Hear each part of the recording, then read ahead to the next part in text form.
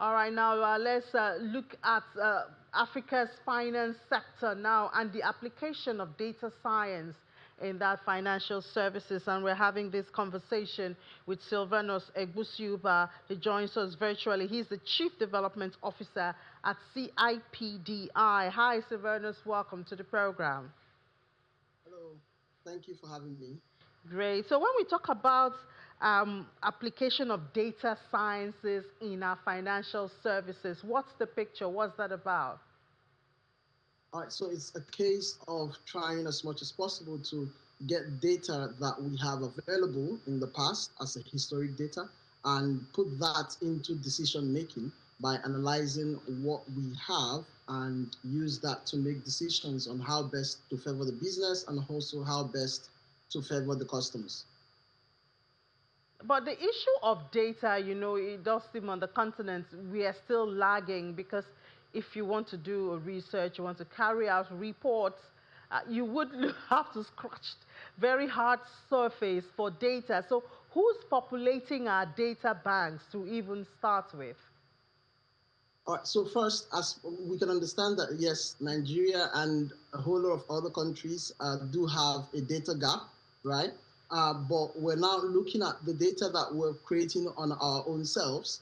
Now, this those kind of data where the information you've given in the past and also the digital footprints that you have on the lane, those data would help in making decisions as regards to who exactly you are. Now, your digital footprint tells a lot about you. Also, the information that the organizations have about you also have a lot to speak about yourself too. So whose responsibility should it be really? Because as you said, a normal human being now, we all have our foot marks everywhere, especially on social media, e-commerce and all of that. So who's going to collate it, analyze it and perhaps even make it out there so that we can use it in our financial services sector? All right, so first, there are different kinds of which when you're looking at the financial sector, there are different kind of data generally. Now, it's not all data that you would accept to use in making decisions. So first, as a person, it's your responsibility to know your kind of data that is out there, right? But also there are some kind of data that are out that you would basically not make decisions on them. It's just looking at what trends around, what you're looking out for, what you want, and also things that you have a look on. Now, in the financial industry, for example, they work with data from NIBBS, right? NIMS provided, there's a certain level of data that we have NIMS, and there's a certain level of data that generally Nigerians have under each individual. When you're doing your BVN, when you're doing your licenses, when you're doing every form of government recognized registration, you're providing a little bit of information about yourself, bits after bits, right? And those informations are being made available even to every recognized institution. I'll give an example. So when you submit your driver's license as a means of identification, right, a bank would obviously have to verify that those are real. And to do that, it means we have those information at hand to be able to take such decisions. So, in Nigeria, mostly, it's more about coordination between those agencies. For instance, you just talked about the bank now. You talked about the driver's license, which is the FIRS. No, sorry, the FRSC. So we have our data there. You want to renew your passport, you have your data there. So I guess the issue with a country like Nigeria is not necessarily personal data are available, but the lack of coordination among the agencies who have access to this data. Okay, so for models, right, they basically are not looking to see what organizations have this data. They are more or less looking at how unique each of these data are to each other. If you provide your fingerprint, no matter how many places you do provide your fingerprint, for example, it would remain the same. Now, in that instance, if a mother wants to make decisions based on your fingerprint, it's still static. It's not something that would change. Now, your digital footprint is a collective of your activities online, which those information, for instance, will remain static and wouldn't change. It's being collected over time. We also do recognize that, yes, they are not usually those kind of data that would not change.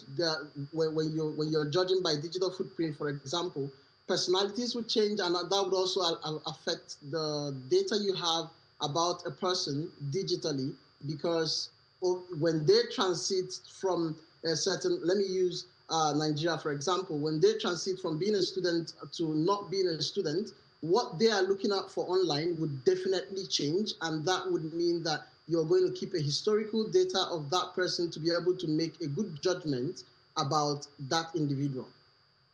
So looking at the future now, following the trend that we have today, we have our data everywhere. What do you see as the future of data science as connected to the financial services? All right, so first, I see a future where first, just as the CBN governor, for instance, mentioned sometime last month about incorporating AI into our monetary policies. Now, I see a future where there would be more of data-driven decisions that would affect how the banking sector and the business sector make their businesses. Now, I'll take an instance, right? Where for data science, it is more about how they are able to predict the future. And by doing that, if you're wanting to predict the future, you need to have enough data to make decisions that would affect what the impact would be in the future. Now, I'll take an instance.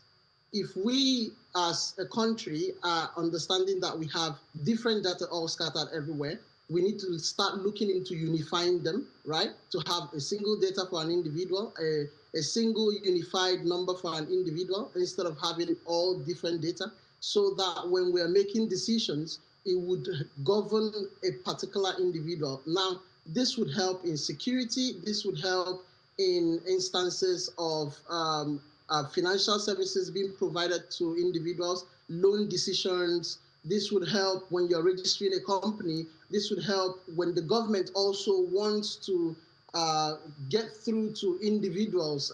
An instance, if you're wanting to get through individuals in a certain sector of business, right? If you have a good data, it would be easy to make the decision of reaching out to those people for any economic reasons.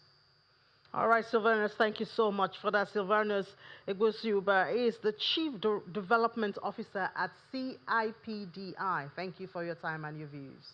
Thank you. Thank you for having me.